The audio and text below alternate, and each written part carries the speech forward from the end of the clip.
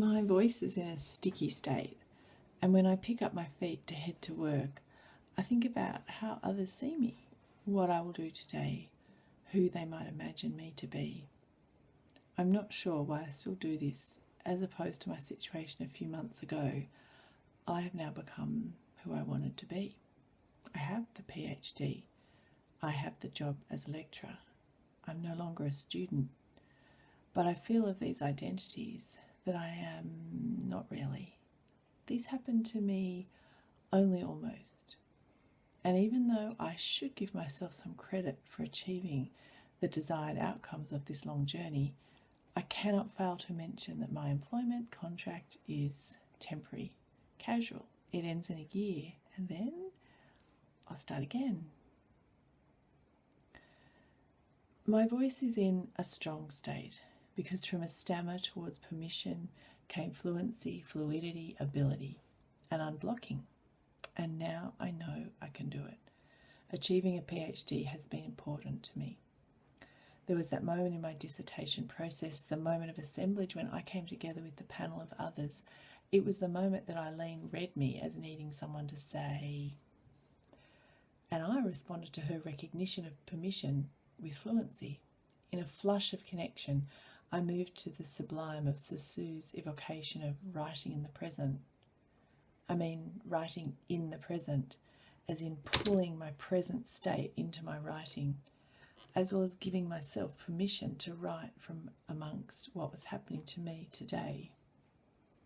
What's that? We're back to permissions. I mentioned flow and fluency and ability, and it was a beautiful time as I immersed myself in the routine of writing, the pleasurable, repulsive struggle of pushing through the difficulties to it all working out. Other PhD students desire that ending, and it can be cruel to give talks of your journey and to make it sound too neat. I did give one talk, and I tried hard to make it honest, but the fact remained that I was done. Complete, submitted, accepted. I saw in the struggles of others that metallic taste of fear and the cotton wool uncertainty, but speaking to me, seeking advice, too close. I'm not sure what I can offer. Permission to others? Must you have to know what someone else wants in order to offer? But let the gloss fade. It was the afterwards that struck me hard, when I realised I not only lacked permission to do or be anything, but I had no one to seek permission from, and nothing particular for which to ask. There were no jobs in universities, funding was uncertain, people were not being replaced, and the women with whom I was writing in a few different projects were expressing their alienation and sometimes, importantly, deep dissatisfaction with their academic lives, and I couldn't ignore their distress. I was the in-between, in which I had wallowed luxuriously and probably very ignorantly in my Deleuze and Guattari dissertation. I was the mess, the folding, the voiceless, the small. And as much as I had made it sound productive, generative, fluent and vital in my dissertation, in reality it sucked. Being significantly underemployed after 4 degrees and realising that I too was going to be on a casualised academic track so well worn by thousands of other casual female parenting PhD capable women, just happy for the scrap of a 1-semester course, happy to be remembered by another academic to take their class the following year was a joke. I stammered and I gave it away. I applied for jobs in 2 schools. I activated my network of school leader friends. But luckily I got nowhere. The rhizomatic bundle that I had otherwise been cultivating caught my tears, and it came to life. The thing for which I had wanted to be known, to be able to write well, connected to another. The funds came through. The centre I work in was endorsed by the faculty. Positions became available, and an upgrade from support to academic staff came through, which gave me my lecturer's position. I'm not meaning to say that this ending, which is like a middle, which is a beginning, is neat and tidy, or that good girls who ask the permission they the good girls who ask get the permission they need. I think I'm saying that being lost is frightening, but that being found feels good. They have made me an organism, a moment of crisis, a wrongful folding of my body organ parts. I've been measured, quantified, and determined to be below benchmark. My research allocation slashed to just 180 hours, just under 1 day per fortnight for research, 11% of my workload. To reach this point, I had to submit to the process of being measured and quantified through the submission of a 3-year research plan detailing my publications, grants, PhD supervisions, along with a statement addressing the quality of my research achievements. This submission was then judged by a panel to determine if I met the university's classification for research active. Clearly, I am no longer a legitimate researcher. Instead, I now face the threat of being forced into a teaching-focused position.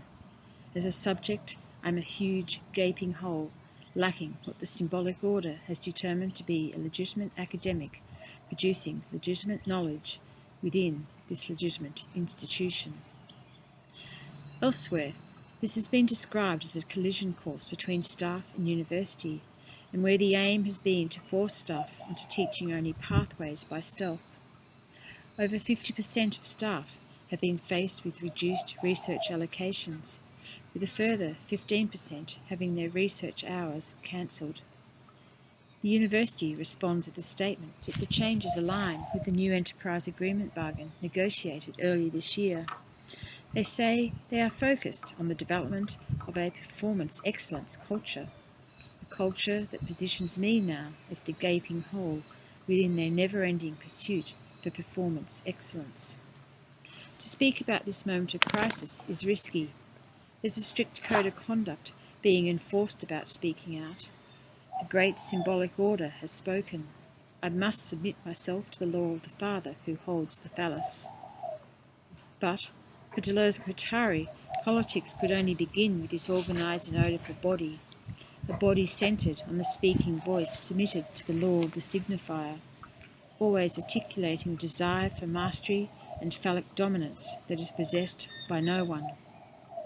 Life is threatened, yet as Colebrook reminds me, it is only by acknowledging the crucial role of the body in politics can one begin to think of the body without organs. Therefore life is only ever between times, between moments, resisting the 1,000 tiny partial deaths that are always coextensive with life. To acknowledge my body without organs and to connect with other bodies opens up moments of connections that provides me with permission to think of the composition of organic powers, powers of organs, and not the organism. Provides me with permission to enter into an assemblage of words, voices, emails, with 2 women offering me permission to be something other than a body of lack. In effect, it is an in-between moment offering me permission to nourish my body without organs through maintaining relations and sustaining bodily encounters. And so this is what I've chosen to do. Sustain bodily encounters through speaking, reading, writing in response to a series of events. A series of events which including saw my ability to attend this conference pulled up from under my feet as my negotiations failed to be released from the administrative, teaching, supervising, coordinating roles I must maintain as an early career researcher. It's funny how the other day I laughed when reading a series of our email exchanges and where Sarah commented, "Linda, it's interesting how your email signature is as long as your email." Yes, an email signature that must follow university protocol and where you clearly list your position and roles. But just before my official signature, I've deliberately inserted a quote from Jane Goodall. She says, "You cannot get through a single day without having an impact on the world around you. What you do makes a difference, and you have to decide what kind of difference you want to make." This is my little in-between moment in an institution where I'm a body of lack. Just as this act of reading, speaking and writing with Sarah and Elaine is another in-between moment.